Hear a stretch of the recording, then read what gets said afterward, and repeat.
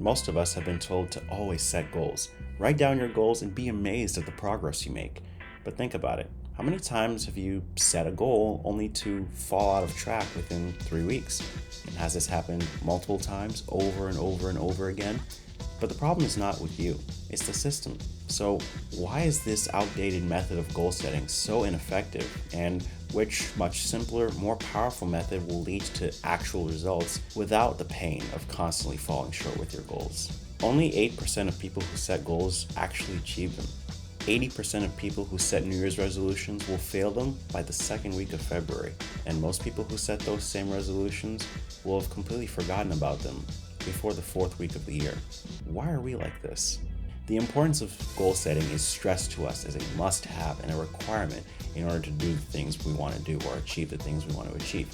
In fairness though, you do have to have some type of awareness of what it is you want in order to actually get it, right? But like you, I would regularly set big goals thinking, this is the time I'm going to crush it. I'd write them down on a piece of paper, put them where I could see it, and for a while as I worked toward it, I would feel on top of the world, right? But then as time went on, the motivation gone. The goal would just be sitting there untouched, distant, and feeling more unachievable by the day if I had not already completely forgotten about it. And I just kept wondering, what am I doing that's wrong? These goals were within reason and they were not so far out of reach, but every time I would start afresh or have this renewed motivation, after some time I would just feel stuck. I'd always end up in the same cycle. Excited at first, initially off the jump, ready to go, only to feel overwhelmed, stuck, and unmotivated for whatever reason. I'd look around and see other people around me or at similar levels who were getting those things done and achieving what they had set out to do, which made me question, am I ever going to get there, or is this something I can even attain that's possible? I know you all can relate. I know you've been there where you set goals and are excited to get them started, you write them down, and you have a firm belief that this is a goal that's within your grasp and that you can absolutely achieve. But you find yourself down the line sometime later, stuck at the same place that you were when you first set the goal. It's frustrating, I know, and it feels like a cycle that you can't break out of. You might even wonder if you're setting the wrong goals or if it's something in your approach or you're just not a person who's going to be able to achieve that ever. And I've been there. But one thing I realized is that it's something totally different. That's where habit systems or habit-based goals come in. Unlike traditional goals where you set a faraway objective and rely on only sheer willpower and motivation to get you there the entire way, habit systems focus on the small, consistent actions that you can control every single day. So instead of fixating on that outcome, like losing 20 pounds or making $10,000 a month, you focus on the small, consistent actions and repeat those each day. And when you make the goal out of those instead, you'll get to those objectives almost on autopilot. The key difference lies in how traditional goals often rely on sustained motivation, which is very unpredictable and hard to keep up without an immediate payoff.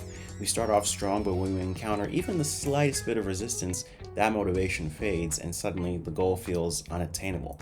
With habit systems, the focus shifts to the process. Your old line of thinking goes away. That could be an example like, I need to get an A in this class. Instead, you start to set your goal with habits, such as, I'm going to implement 30 extra minutes of studying at the beginning of my day and 30 extra minutes of study at the end of my day. And then that compounds over time to maybe 5 days a week. That's 5 hours a week, 20 hours a month. That could be well close to 200 hours over the course of an entire school year, just because you decide to make a habit instead of fixating on the end result. And you'll probably get that A if you do that. The focus should be on consistent daily actions that compound over time so that your goals are achieved almost on autopilot, automatically. In order to easily integrate habit systems in your life, you need 3 S's. And the first one is to start simple. A common mistake way too many people make is they try to do way too much at the beginning and try to set 5 or 6 or more habits at the same time. And that usually leads to burnout because you're trying to do it all at once. And that never works. And then we wonder why our habits are never achieved. It's hilarious, isn't it? But don't worry, I've been in that same boat before too, so be sure to subscribe if you are as well. If your goal is to improve your fitness, don't immediately aim for something like 2 hours of workouts every day for 7 days a week. Instead, go for something like 15 minutes of workouts 3 days a week, or short 10-minute walks each time you finish dinner. It's not about the intensity right out of the gate. It's becoming acclimated with the habit, and starting small is great for that because over time, as you become a regular doer of that habit, you can up the difficulty, and it'll be much easier to up it at that phase of your habit as opposed to when you haven't even begun it or gotten into a solid good routine. Become intentional about laying down the foundation, my friends, and you'll be surprised at how quickly the overall house is finished. The second step you need is to set up supporting systems that make following through on your habits easier. Willpower and motivation are great, but alone they aren't reliable if those are the only things that you're using to achieve your habits. An example of this could be laying out your workout clothes the night before if you want to work out the next morning, or meal prepping on Sundays to prepare for a healthy week of eating from Monday through Saturday. It's called priming your environment, as James Clear's Atomic Habits talks about. Out of sight, out of mind is a very true reality, and adding things to your environment that aid the accomplishment of your habits just puts you in much better position to actually do those things once you get to that part of the day. I've wanted to be intentional about setting up and following a good daily routine, so one of the things I did to apply this was set the calendar app as one of the login items for my computer, so that when it powers off and it turns on in the morning, that's one of the first things that I see on my computer. So I'm already priming my environment and myself to get the day started by following what I set out to do the start of the week or the night before. When you set things up to make the habit easier to do, you're much more likely to follow through, even on days where you may be lacking motivation or feeling checked out. It's also essential that you stay steady. Habits are all about the long game, and one of the biggest challenges people face is staying consistent when they don't see immediate results. It's easy to get discouraged when you feel like nothing's changing, but understand that habits always compound over a long period of time. You won't see a huge transformation overnight at all, but you'll wake up one day soon and realize that all the groundwork that you laid is finally starting to pay off.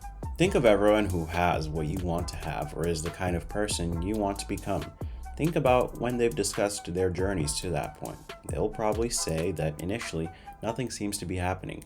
They're working on becoming that person by incorporating habits and making it a part of their lifestyle, but changes are not immediately evident.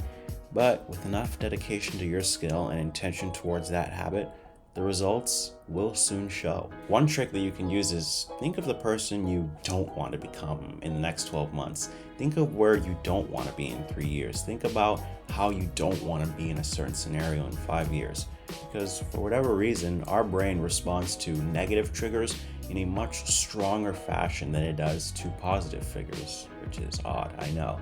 But if you focus on the negative, oddly enough, if you focus on the things that you don't want, you kind of get jump scared stronger into acting towards your desired outcome and working towards those habits and building those systems to a point where all of a sudden, hey, you are all of a sudden much closer to where you want to be.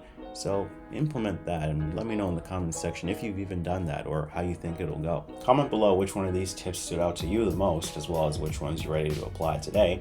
And be sure to like the video, subscribe to the channel, and be sure to follow me on Instagram as well at my name. I'll see you in the next video.